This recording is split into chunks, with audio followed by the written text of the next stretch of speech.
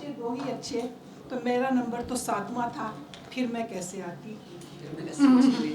और आप एक दानिश्वर से महरूम हो जाते। मतलब इस तरह से तो बड़ी एग्जाम्पल्स हैं।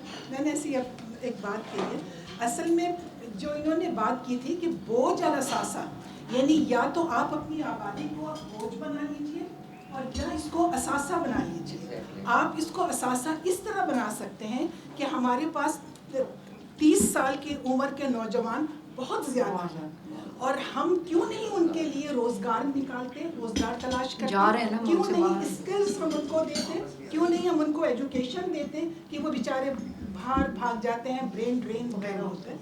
तो ये चीज़ें हैं, ये सारी चीज़ें गवर्नमेंट के पार्ट पे जाती हैं। जैसे इन्होंने कहा कि और अवाम अपना काम कर रही है, यानी बच्चे पैदा करिए, हुकूमत अपना काम करे कि वो इन बच्चों के लिए एजुकेशन का बंदोबस्त, रोज़गार का बंदोबस्त, स्किल्स प्रोवाइड करें।